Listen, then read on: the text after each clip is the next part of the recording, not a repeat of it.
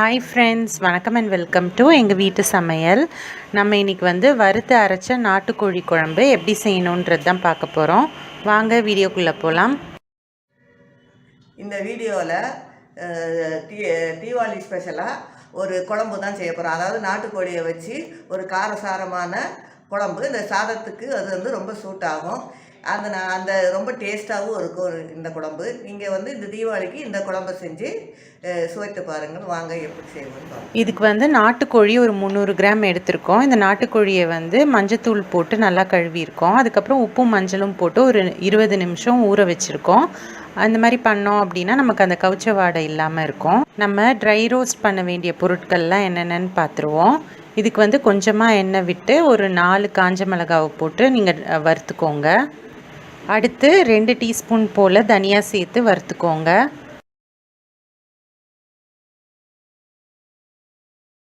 அடுத்து 1 ஸ்பூன் போல் ஜீரகம்,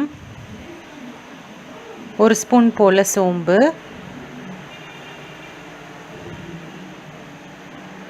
1 பீஸ் பட்டை, 1 பீஸ் கிராம்பு, 1 ஸ்பூன் போல் கசகசா எல்லாத்தையும் சேர்த்து நல்லா வறுத்துக்கோங்க. கொஞ்சமாக கருவேப்பிலையும் சேர்த்து நல்லா வறுத்துக்கோங்க. வறுத்ததை பிளேட்டில் போட்டு நல்லா ஆற வச்சுக்கோங்க.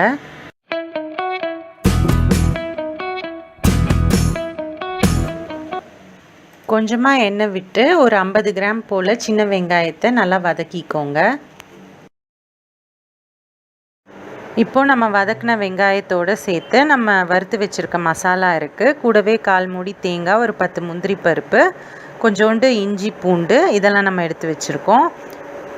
முதல்ல வறுத்த மசாலாவை நம்ம மிக்சியில் போட்டு ஒரு சுற்றி எடுத்துக்கணும். அதுக்கப்புறம் நம்ம வதக்கின வெங்காயத்தையும் கூட சேர்த்து நல்லா தண்ணி ஊற்றி நல்லா மசாலாவை அரைச்சி எடுத்துக்கணும்.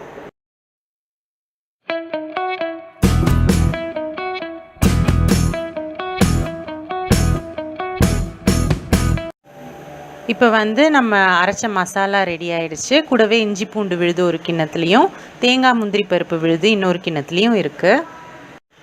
ஒரு கடாயில் 3 டேபிள் ஸ்பூன் அளவுக்கு நல்லெண்ணெய் சேர்த்துக்கோங்க. எண்ணெய் காஞ்சதும் ஒரு பிரிஞ்சி இலை சேர்த்துக்கோங்க. கூடவே கல்பாசியும் ஒரு 1/4 ஸ்பூன் அளவு சோம்பும் சேர்த்துக்கோங்க. இதை நல்லா வதக்கிக்கோங்க. அதுக்கப்புறம் ஒரு 50 கிராம் போல் சின்ன வெங்காயம் சேர்த்து வதக்கிக்கோங்க. இது நல்லா வதங்கணும்.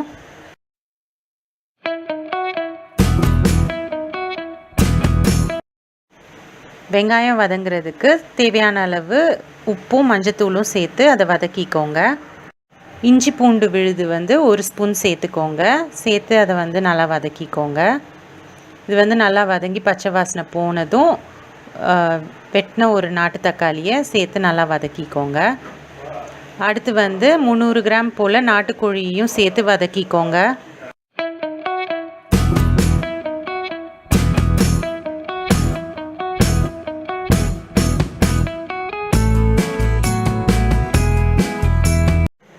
சிக்கன் நல்லா வதங்கின விட்டு நம்ம அரைச்ச மசாலாவையும் சேர்த்து நல்லா வதக்கிக்கோங்க. அப்போ தான் அந்த சிக்கனோட அந்த மசாலா நல்லா உங்களுக்கு சேர்ந்து வரும். இப்போது தேவையான அளவு தண்ணி விட்டுக்கோங்க. தண்ணி விட்டுட்டு அதை நல்லா மிக்ஸ் பண்ணிக்கோங்க. அதுக்கப்புறம் இந்த சிக்கனை வேக விடுங்க.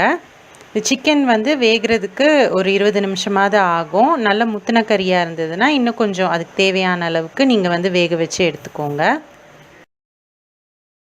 இப்போ சிக்கன் நல்லா வெந்த பிறகு, குழம்பு நல்லா ரெடியான பிறகு நம்ம அரைச்சி வச்சுருக்க தேங்காய் விழுதை நம்ம ஆட் பண்ணி நல்லா மிக்ஸ் பண்ணிக்கோங்க.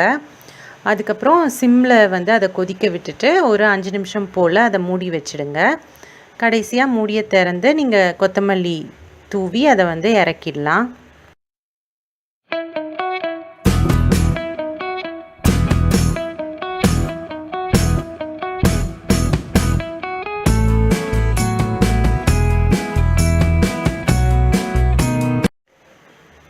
சுவையான நாட்டுக்கோழி குழம்பு சூப்பராக தயாராகிடுச்சு. இதை நம்ம மசாலா ரெடிமேடாக யூஸ் பண்ணாமல் வறுத்து அரைக்கிறனால இதோட சுவை ரொம்பவே நல்லாயிருக்கும். ஸோ நீங்களும் இந்த ரெசிபி ட்ரை பண்ணிங்க அப்படின்னா உங்களோட கமெண்ட்ஸை எங்களுக்கு ஃபீட்பேக்காக ஷேர் பண்ணுங்கள். இந்த வீடியோ உங்களுக்கு பிடிச்சிருந்தது அப்படின்னா லைக் பண்ணுங்கள், ஷேர் பண்ணுங்கள், சப்ஸ்கிரைப் பண்ணுங்கள். மறக்காமல் பெல் பட்டனையும் டேப் பண்ணுங்கள். அப்போ தான் எங்களோட ரெகுலர் அப்டேட்ஸ் உங்களுக்கு சேரும். தேங்க்யூ.